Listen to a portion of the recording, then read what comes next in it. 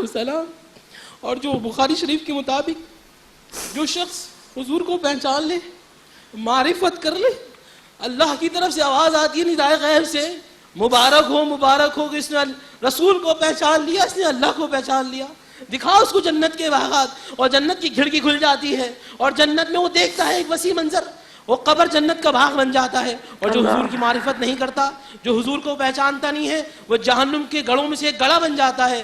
امجد بھائی آپ کو مبارک ہو, آپ کو مبارک ہو. ایمان یہ کہتا ہے, آپ نے وہ کلام سنایا ہوگا جو یقیناً حضور کو پسند ہے, بھر دو جھولی یا محمد, حضور کو پسند ہے, تاجدار مدینہ ہو نگاہ کرم. یہ وہ کلام ہے کہ جو آقا علیہ الصلوۃ والسلام قبول ہوں گی. اور ایک بات یاد رکھیے گا, قبر میں بھی بندہ زندہ, عالم ارواح میں زندہ, عالم ناسوت میں جو ہم دنیا ہے اس میں زندہ, قبر میں زندہ, اور قبر کے بعد حشر میں زندہ, حشر کے بعد جنت میں زندہ.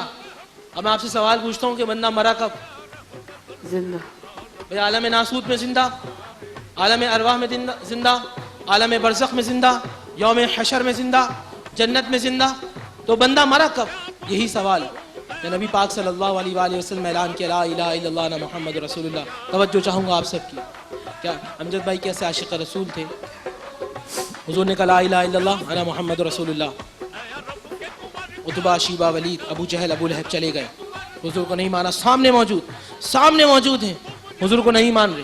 جبرائیل آئے اور کہا انک لا تسمع الموتى, اے مصطفیٰ یہ مردہ ہیں, اے مصطفیٰ یہ مردہ ہیں. اب کوئی قرآن سے سوال کرے کہ وہ تو حضور کے سامنے موجود, ابو لہب سامنے موجود, ابو جہل سامنے موجود, عتبہ سامنے موجود, شیبہ سامنے موجود, مگر قرآن کہتا ہے مردہ. قرآن نے بتا دیا جس کے دل میں حضور رہتے ہیں وہ زندہ, سبحان اللہ, جس کے دل میں حضور رہتے ہیں وہ زندہ, اور جس کے دل میں حضور نہیں رہتے وہ مردہ. امجد صابری وہ عظیم شخص جس نے ساری زندگی حضور کی نعتیں پڑھی. اتنی محبت میں کافی عرصے سے جانتا تھا, مگر مایا بہن نے سچ کہا. سامنے بیٹھے ہوتے تھے, میں جب کوئی جملہ کہتا تھا کہتے تھے مجھے محبت نہیں آپ سے عشق. گلے لگا, بریک آتا تھا اتوار کے دن, اٹھتے ایک دم سے اٹھ کے رمانی بھائی کو گلے لگا لیتے, گلے لگاتے تھے. اور اتوار کے دن جو ہے وہ مجھے جانے نہیں دیتے تھے. پکڑ لیا تھا مجھے کہ نہیں آپ جاؤ گے نہیں, آپ مجھے چھوڑ کے نہیں جاؤ گے. میں نے کہا جب بھائی ملاقات ہوگی. تو اتوار ہفتے پیر کے دن میں کسی اور چینل پہ تھا, جو ٹیلی فون کیا میں جا رہا تھا, کہنے لگے کہاں جا رہا ہوں, میں فلاں جگہ جا رہا ہوں. وہاں میری محبت میں آ گئے, بالکل برابر میں بیٹھے, اور وہ آخری کلام جو میں نے ان سے سنا وہ بھر دو جھولی. اور حضور نے ان کی ایسی جھولی بھری, رمضان ہمیشہ آتا رہے گا, میں آج ہوں کل نہیں ہوں گا, آپ ہیں کل نہیں ہوں گے, مگر حضور کی نعتیں پڑھی جاتی رہیں گی, سنی جاتی رہیں گی, جب تک انشاءاللہ قیامت نہیں آئے گی. جو بھی بھر دو جھولی پڑے گا امجد بھائی کی قبر کو انشاءاللہ وہ ایسی روشنی ملے گی کہ قبر جنت کے باغوں میں سے ایک باغ ہوگا. ایک مخلص انسان, ایک ہنسنے والا انسان, محبت کرنے والا انسان, پیارا انسان. آدمی بہت ہے اس دنیا میں, آدمی بہت ہیں مگر انسان بہت کم ہے. اور انسانوں میں ایسا انسان میں نے کبھی نہیں دیکھا کہ جو محبتیں بانٹتا ہو, یتیموں کا سہارا, بے سہاروں کا سہارا, بیواؤں کا سہارا. کبھی بتایا نہیں, کبھی لوگوں کے سامنے تصویریں نہیں کھنچوائی کہ میں اتنے لوگوں کو مدد کر رہا ہوں. میں اچھی طرح جانتا ہوں کتنے گھر چلتے تھے, کتنے گھر, ایک گھر ان کا ویران نہیں ہوا, آج سینکڑوں گھر ویران ہو گئے. ایک آج ان کے صرف گھر والوں سے محبت کرنے والا نہیں, بلکہ میں نے ایک بات ہمیشہ سنی, ڈاکٹر صاحب توجہ چاہوں گا, مایا بہن آپ کی بھابھی اور آپا آپ کی بھی, میں یہ کہتا ہوں, دعویٰ کرتا ہوں امجد بھائی مجھ سے محبت کرتے تھے. آپا دعوت کریں گی کہ امجد بھائی مجھ سے محبت کرتے تھے, آپ دعویٰ کریں گی مجھ سے. یعنی کہ ایک شخص نے اتنی محبت ہے کہ ہر کوئی دعوے دار ہے, ہر کوئی دعوے دار ہے کہ مجھ سے محبت کرتے تھے. میں جس ٹی وی چینل پہ کل گیا, کل مجھ سے تو خیر پروگرام نہیں ہو سکا, مگر میں نے دیکھا کیمرہ مین تک لپٹ کے مجھ سے رو رہے تھے کہ رحمانی بھائی. میں نے کہا میں کچھ نہیں کہہ سکتا. اس نے اللہ کے رسول نے اس کو اپنے پاس بلا لیا, کیونکہ صبح سحری میں جو نعت پڑھی تھی نا کہ جب قبر اندھیری میں گھبراؤں گا جب تنہا, امداد کو آ جانا یا رسول اللہ. حضور نے ایسے امداد کو بلایا. اور میں کہنا چاہوں گا کوئی مجھ پہ کفر کا فتویٰ لگائے, شرک کا لگائے, حضور نے روزہ دنیا میں رکھوایا, افطار اپنے پاس کرایا. سبحان اللہ, سبحان اللہ. کل ہی ہم یہاں پر تھے بیٹھے ہوئے, ڈاکٹر صاحب بھی تھے, علامہ صاحب بیٹھے ہوئے تھے, اور ہم یہ کر رہے تھے کہ کیسے کیوں ہم کسی کے باپ, کسی کے بھائی, کسی کے بیٹے کے ساتھ اس طرح ظلم کرے کوئی.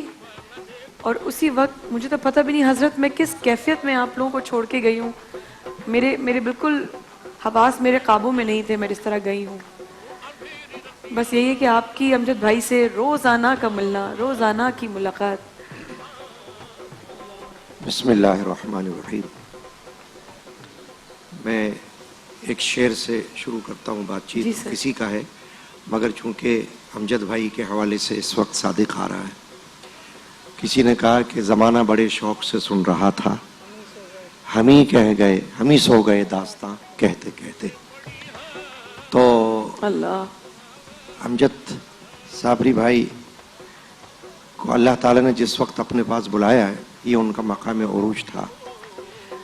آپ جانتے ہیں اور سب جانتے ہیں کہ اللہ نے ان کو جو شہرت اس وقت عطا فرمائی تھی وہ عالمی شہرت تھی. بے شک. اور ہر بندہ ان کو ان کے فن کے حوالے سے جانتا تھا، ان کی محبت کے حوالے سے جانتا تھا.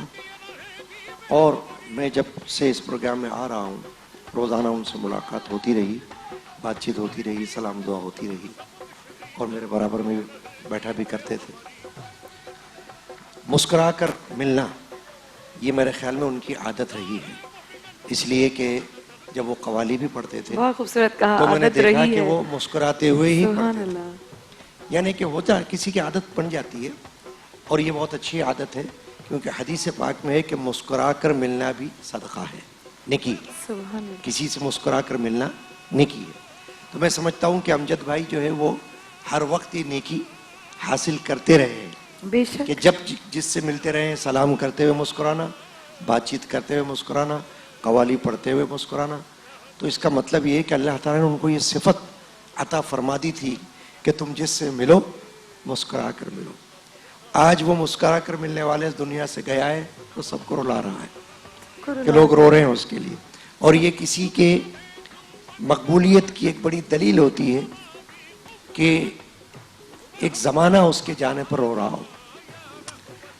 ابوالکلام آزاد نے ایک جگہ اپنی کتاب میں لکھا ہے کہ پدرم سلطان بوت، ایک مقولہ ہے کہ کوئی کہتا ہے کہ میرا باپ سلطان تھا اور وہ اپنے باپ کی وجہ سے پہچانا جاتا ہے.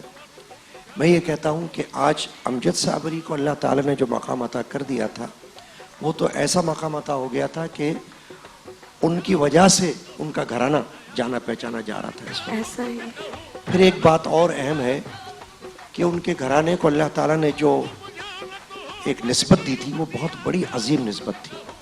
ہندوستان کے مشہور صوفی بزرگ حضرت علاء الدین صابر کلیری رحمہ اللہ سے ان کو ایک نسبت تھی طریقت میں، اس لیے وہ صابری گھرانہ کہلاتا. سبحان اللہ. حضرت صابر کلیری کے حوالے سے. اور اب آپ یہ دیکھیے کہ امجد صابری نے خود یہ کہا تھا کہ مجھے بچپن سے میرے والد صاحب نے تربیت کے لیے چن لیا. اور اب بتائیے 9 سال کی عمر تو بہت چھوٹی عمر ہوتی ہے. میں اپنے بارے میں بتا رہا ہوں کہ جب میں 9 سال کا تھا تو میرے والد ماجد نے مجھ کو اس دین کی تربیت کے لیے منتخب کر لیا تھا. تو جب میں نے 9 سال کی بات سنی تو مجھے یاد آیا کہ ان کی بھی وہی عمر ہوگی جیسی کہ میری عمر تھی. 9 سال کی عمر کہ اس وقت وہ تو بچہ ہی ہوتا ہے، مگر اس وقت. اور بات کتنی پاکیزگی کی آئی ہے کہ وہ کہتے ہیں کہ مجھے وہ تہجد کے وقت اٹھایا کرتے تھے، اور جب وہ سکھاتے تھے یہ جو راگ سکھایا کرتے تھے تو وہ راگ کے لیے کہا کرتے تھے میرے والد کہ چونکہ اس کا ایک خاص وقت ہے اسی لیے اس وقت میں تمہیں اٹھاتا ہوں، وضو کر کے تہجد پڑھو. اور تہجد پڑھنے کے بعد وہ ان کو تربیت دیا کرتے تھے. فتح صاحب، اس وقت ڈاکٹر صاحب نے بات بتائی ہے، اس پر وہ والی روشنی انہوں نے وہاں ڈالی ہے جہاں امجد صابری یا صابری خاندان کا سلسلہ شروع ہوا.